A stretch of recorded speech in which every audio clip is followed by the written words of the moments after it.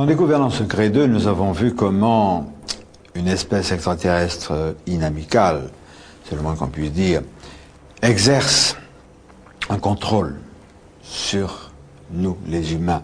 Il y a aussi un autre problème. Nous avons conscience que au moins 2 espèces extraterrestres sont en conflit sur notre monde. Alors, nous ne savons pas trop sur quel pied danser. Nous allons en savoir un peu plus. Et à travers nos enquêtes, nous finirons par comprendre quelle attitude nous devons adopter.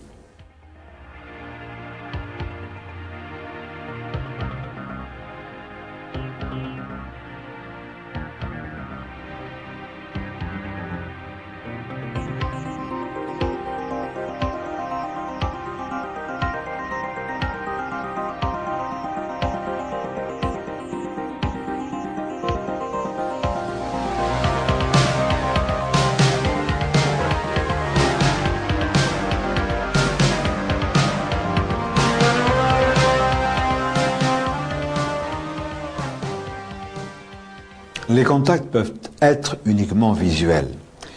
Nous allons nous rendre à Genève, ville internationale par excellence, pour y rencontrer mon confrère et ami ufologue Rolf Vollmer, qui lui va nous parler d'un cas très étrange sur lequel il a personnellement enquêté.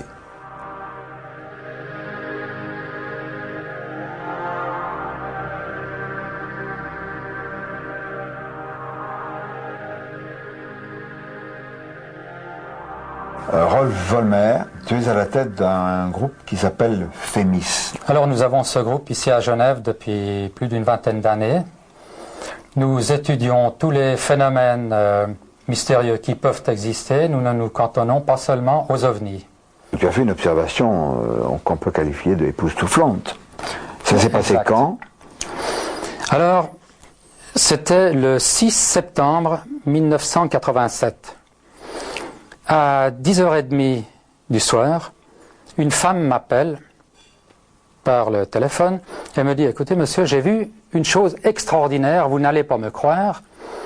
J'ai vu un être humain qui volait en dessus de ma maison. » Je dis « Bien, d'accord madame, je reste toujours prudent étant donné que nous sommes des scientifiques et que nous ne plongeons pas avec grand enthousiasme dans une affaire avant de bien étudier le cas. » Alors je pose quelques questions à cette femme et elle m'explique qu'elle a vu une sorte de triangle qui passait dans le ciel, une ombre. Puis, au bout de quelques minutes, une ombre qui passe beaucoup plus bas, en dessus de la terrasse où elle mangeait au sommet d'un immeuble. Elle lève les yeux pour voir quelle était cette ombre qui attirait sa vue. Elle voit en face, en dessus du toit de l'immeuble, quelque chose qui tourne et qui s'arrête à une petite distance en dessus du toit. C'était curieux, elle regarde, elle se dit, mais une chauve-souris, mais c'était énorme, et ça s'est vraiment arrêté. La chose étrange, c'est comme redressé. Donc, au lieu d'être horizontal, le corps s'est mis debout. Elle a vu une forme de tête, des ailes avec comme des coudes relevés. Ça redescendait. Et à-dessous, il y avait un corps. La chose a battu 3 fois des ailes. Elle a eu une telle peur qu'elle a filé dans son appartement et a tout fermé. Puis, elle a essayé de regarder encore une fois et la chose n'était plus là. J'ai téléphoné à un ami pour qu'il vienne faire avec moi une observation. Et nous sommes allés 2 jours après chez cette dame sur le toit de son immeuble. Arrive 11h moins le quart. Soudain, la femme qui était assise sur le gravier de l'immeuble en face de nous a pris ses bras comme ça, s'est recroquevillée et dans un espèce de sentiment de terreur a dit « ça y est, je le sens, il est là ». Bien nous, avec notre mentalité scientifique, on observe sans aucun préjugé. On lève les yeux, on cherche, et elle aussi cherche dans le ciel, et hop, elle nous dit il est là. Et on voit effectivement une forme triangulaire avec les pointes arrondies. Cette chose se tenait à une certaine distance de nous, on pourrait dire 300-400 mètres.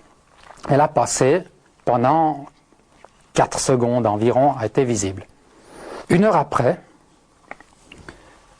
tout d'un coup, elle se remet comme ça, elle dit « ça y est, je le sens, il est de nouveau là ».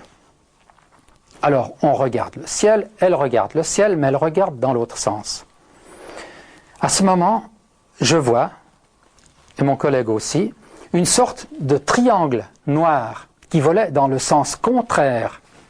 Mais c'était un triangle en forme de V. Sur ce V, il y avait 7 taches blanches qui avaient l'air d'être des hublots. Nous avons commencé à faire une étude. Pour quelle raison cette chose était visible qu'à cet endroit du ciel et pas là derrière ou ailleurs? Alors on s'est rendu compte que depuis la cathédrale Saint-Pierre de Genève, il y a des immenses projecteurs qui éclairent le ciel dans différentes directions pour éclairer la cathédrale.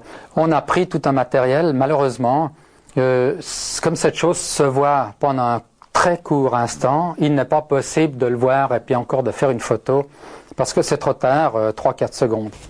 Nous venons de le voir avec cette enquête de Rolf Vollmer, cette dame qui a éprouvé une inquiétude et des frissons. Je pense que c'est pas parce qu'elle avait froid, c'est parce qu'il y a eu un influx psychique, un contact, une injonction peut-être, qui a déclenché chez elle cette réaction épidermique. Simple contact visuel aussi, bon, on dit c'est dépassé, non, il vaut mieux. Il faut savoir aussi que si les extraterrestres se montrent, c'est qu'ils le veulent bien, c'est pas dû au hasard. Il faut une mention spéciale pour un ouvrage tout à fait remarquable, celui de Jean-Gabriel Grelet, du commandant Jean-Gabriel Grelet, ayant pour titre « Objet volant non identifié, un pilote de ligne parle » chez Guy Trédaniel. Vous ne serez pas déçus. Nous allons nous rendre au Nouveau-Mexique pour y rencontrer des personnes comme vous et moi, qui, elles, à l'évidence, ont été choisies et n'ont pas été contactées au hasard. Je me suis réveillé. J'étais couché sur mon côté droit et je ne pouvais pas bouger. J'ai pu bouger un tout petit peu ma tête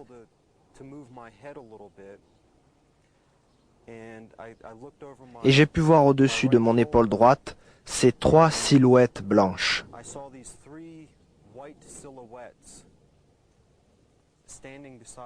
Elles étaient debout à côté de mon lit avec leurs bras tendus. Elles étaient à côté de mon corps mais ne le touchaient pas. J'ai eu très peur à ce moment-là. Je ne pouvais pas crier. J'ai essayé, mais je ne pouvais pas bouger.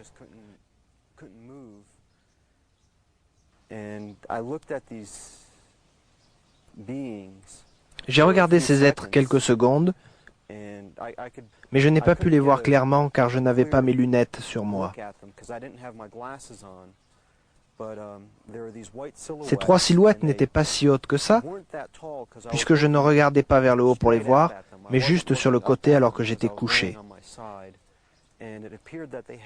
Il m'est apparu qu'elles avaient de grands bras, mais je n'ai pas vu de doigts ou de choses comme ça. Ça m'est arrivé entre le printemps et l'été de 1987. Au même moment, mes points d'intérêt ont commencé à changer. Je suis devenu plus intéressé par la nature, apprendre comment survivre. J'ai voulu apprendre les arts martiaux.